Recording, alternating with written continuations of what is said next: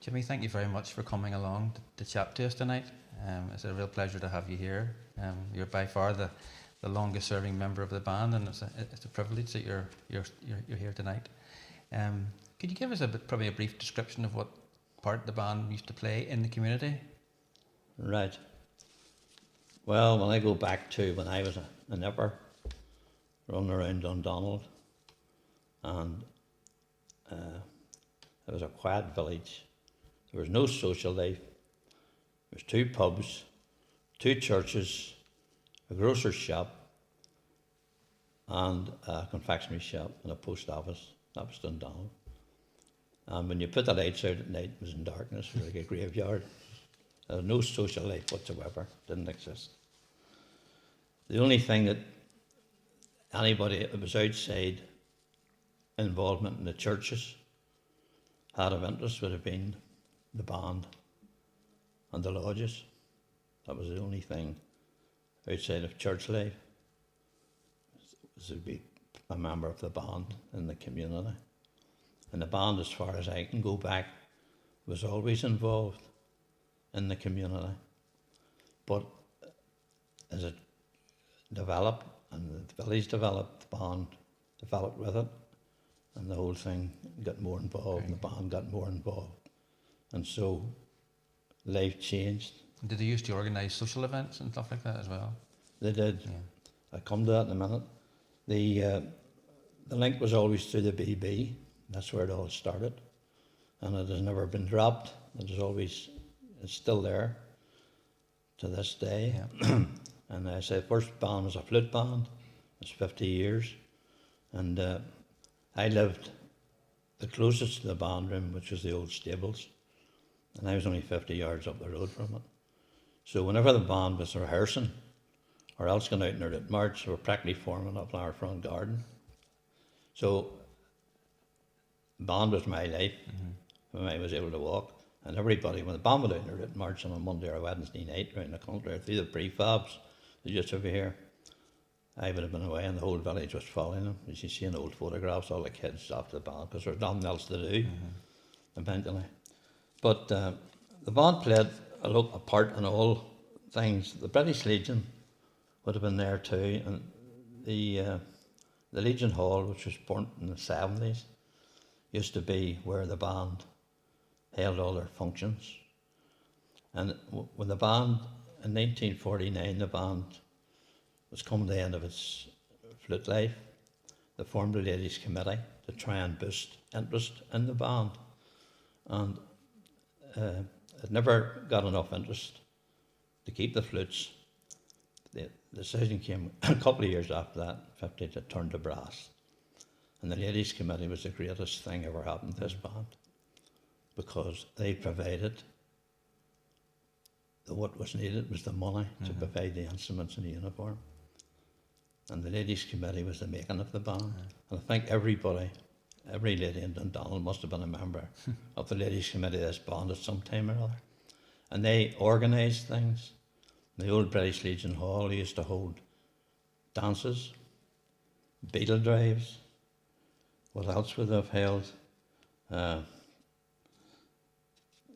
organised bus tours to as far away as Rossnowla, Donegal Highlands, Warren Point, Boyne Valley, Mourne Mountains, Ards Peninsula, Glens of Antrim. These were money spinners for the band. Not only that, but they created new life in the village, the whole thing. Yeah, really sociable sort of. Social life was all changed because of this committee and all these, and the whole village emptied on these bus tours. And at that time, when you know where the border, you got your stuff, there was what he called hearing was rationed because of the war. And after that, you got it on the cheap, but then by the time they got back and tried to smuggle it through the border, and the boys on the border took it all off them. So all they'd bought, the cheap, they lost it all at the border, and had to give it all up.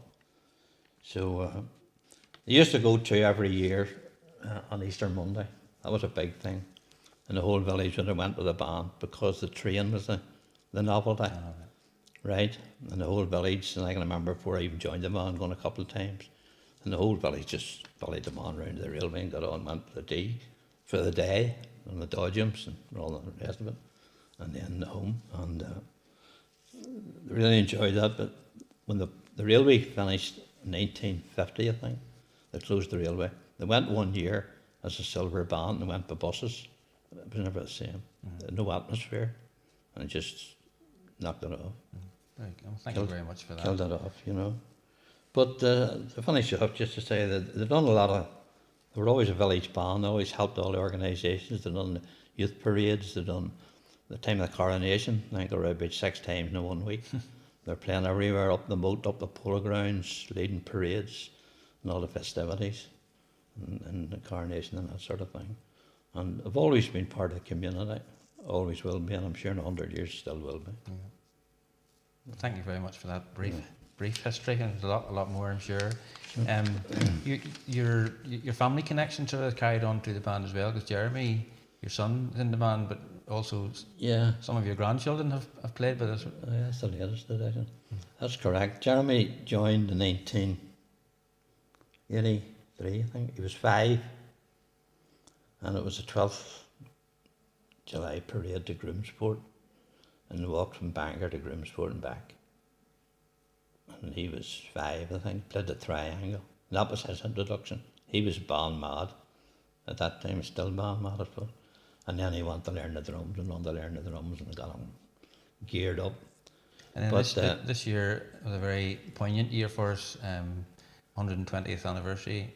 But on one of our recent parades, you had 2 of your grandsons out as well. So that's correct. 3 generations all out in one day. That was it was a bit of a turn-up back then, because when Esther said she was coming home for holiday, and Miss Jerry said, "We get the boys to come with the band?" I said, "I never thought of that." And then I said, "Probably could." Just the last thing, this is our Songs of Praise service, and obviously we've asked you to choose a hymn that you'd like the band to play tonight. Could you tell us what that hymn is and possibly why you chose it? Well, the hymn I've chose is the hymn "Abide With Me." Now, it's a hymn that's been sung at more funerals, probably, around the world than any other hymn. And it's a hymn of what we call hope, comfort, and assurance for those that are ill and those that are dying. Maybe that's a sad way of putting it, but the man that wrote it is a man called Henry Francis Light, who was a minister in the town of Brixham down in Devon. Hadn't been feeling well. Went to the doctors, and he was diagnosed by the doctor with what was known then as consumption, which is actually a terminal illness. And the doctor told him that at most he had only weeks to live. And he left the surgery, and in his anxiety he went home, and you can think what he must have been feeling like. But he went into his study and sat down and produced the hymn "Abide With Me." Well, thank you very much for this evening, Jimmy. It's been really lovely chatting to you and have an insight into why you chose that hymn. And it's nice to be here, nice to be able to do it. Thank you very much. And nice to have enjoyed the band for 70 years. Absolutely. I just wish I had another 70. Absolutely, so do we. Thank you.